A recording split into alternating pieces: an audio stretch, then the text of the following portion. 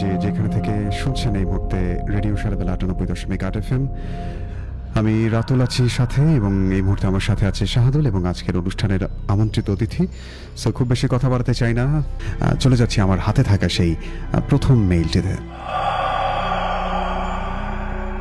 আসসালামু আলাইকুম রাতুল ভাই, আমার নাম HM হান্নান মিয়া। আমার বাসা দক্ষিণ কঞ্চিপাড়া কেতকির হাটে।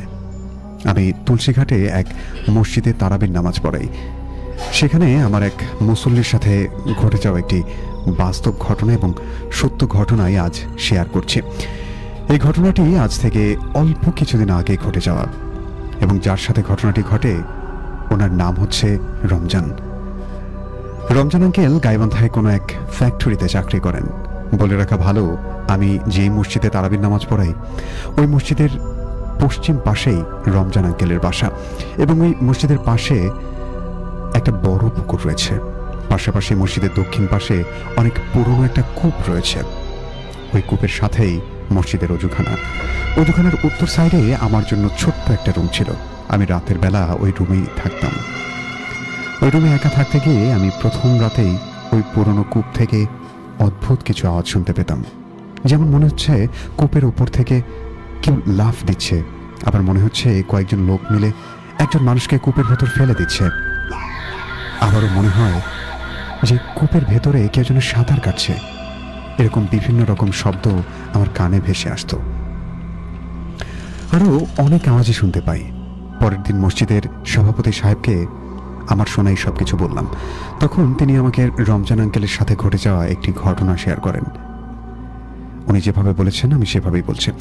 রমজান আঙ্কেল ফ্যাক্টরিতে কাজ করে বাড়িতে ফিরতে ফিরতে প্রতিদিন অনেক রাত হতো। প্রতিদিন প্রায় রাত 12টার কাছাকাছি সময়ে তিনি বাড়ি ফিরে আসতেন।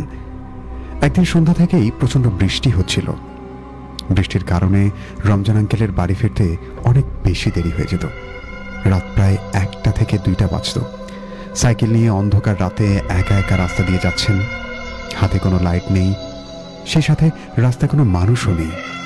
নিঝুম রাত, একা একা সাইকেল চালিয়ে যাচ্ছেন। রমজান আঙ্কেলের বাড়ির কিছুটা আগে একটা পুরনো শিমুল গাছ রয়েছে। অনেক দূর থেকে রমজান আঙ্কেল দেখতে পাচ্ছেন গাছটি মনে হয় আকাশ ছুঁয়ে গেছে। ভীষণ অন্ধকার। অনেক দূর থেকে গাছটিকে দেখে মনে হচ্ছে এতটা বড় হয়ে গেছে গাছটি।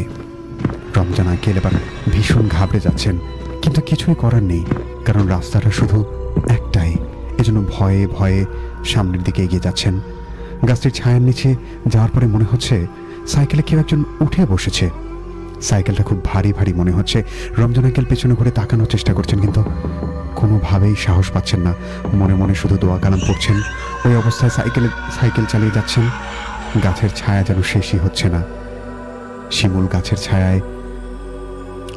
ছায়া অতিক্রম করার আগেই সাইকেলের চেন পড়ে যায়। হালকা বাতাস থাকার পরও তার সমস্ত শরীর যেন ঘেমে যাচ্ছে। কি করবে বুঝতে পারছে না।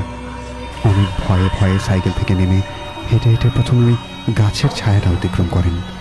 তারপর তিনি সাইকেলের চেন তুলে আবারও সাইকেলে উঠবেন। ঠিক এমন সময় অদৃশ্য কেউ একজন যেন আঙ্কেলকে পেছন থেকে তার নাম ধরে ডাকছে।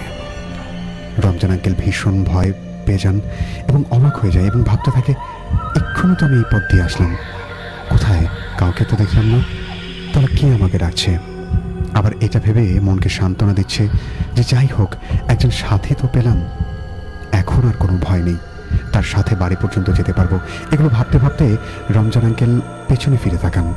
পেছন দিকে তাকিয়ে তিনি যেন ভয়ের সমুদ্রে হারিয়ে যান, কারণ সেখানে কেউ ছিল না। রমজান আঙ্কেল এখন স্পষ্ট বুঝতে পারেন যে আমার সাথে নিশ্চয়ই খুব খারাপ কিছু একটা হতে চলেছে। অন্য কিছু না ভেবে তিনি নিজের জীবনের ভয়ে সাইকেল চালাতে থাকেন এবং মনে মনে আয়াতুল কুরসি সহ অন্যান্য যে সকল দোয়া কালাম পারতেন সব পড়তে থাকেন। বলে রাখা ভালো, কিছুদিন আগে রমজান আঙ্কেলের একটা ছোট ভাতিজা মারা গেছে। রমজান আঙ্কেল ওই শিমুল গাছকে অতিক্রম করে যখনই ওই পুরনো কূপের কাছাকাছি আসে, তখন একটু দূর থেকেই দেখতে পায় ওই পুরনো কূপের চারপাশে ছোট ছোট কিছু ধপধপে সাদা জুব্বা পরা বাচ্চা কি যেন করছে। উনি সাইকেল থেকে নেমে ভালো করে লক্ষ্য করে দেখেন ওই শিশুগুলো কূপের চারপাশে পড়ে থাকা ইটগুলো কূপের গোড়ায় একত্র করে সিঁড়ি বানাচ্ছে। রমজান আঙ্কেল কিছু বলার সাহস পেলেন না, এক নজরে মনোযোগ দিয়ে দেখেই যাচ্ছেন। তারপর ওই শিশুগুলো ইট দিয়ে সিঁড়ি বানানোর পর সবাই এক লাইন হয়ে দাঁড়িয়ে পড়ছে এবং একজন একজন করে ওই সিঁড়ি দিয়ে উপরে উঠছে এবং কূপের ভেতর লাফ দিচ্ছে। এই দৃশ্য দেখে রমজান আঙ্কেল আর ঠিক থাকতে পারছেন না। সমস্ত শরীর যেন ঘেমে ধুয়ে পড়ছে, ভয়ে মুখ দিয়ে কোনো আওয়াজ বেরোচ্ছে না। কি করবে কি না করবে কিছুই বুঝতে পারছে না, শুধু দেখেই যাচ্ছে।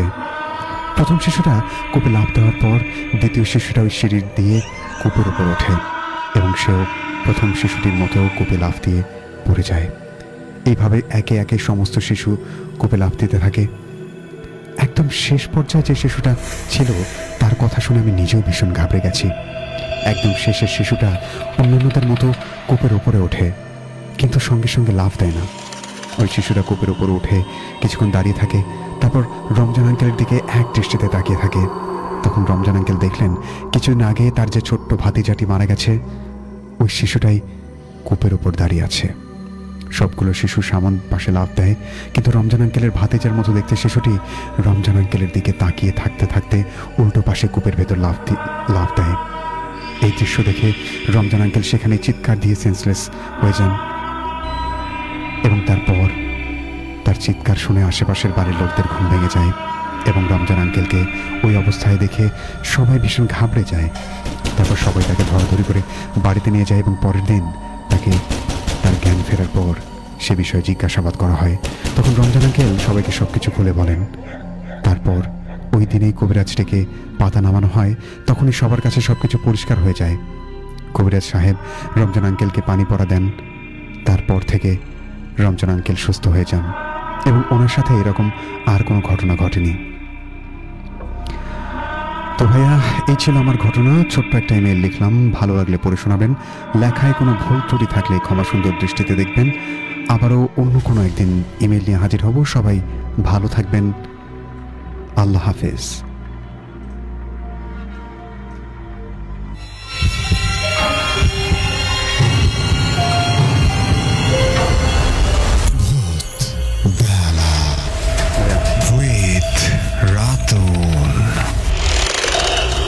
ভয়ের শুরু এখানে।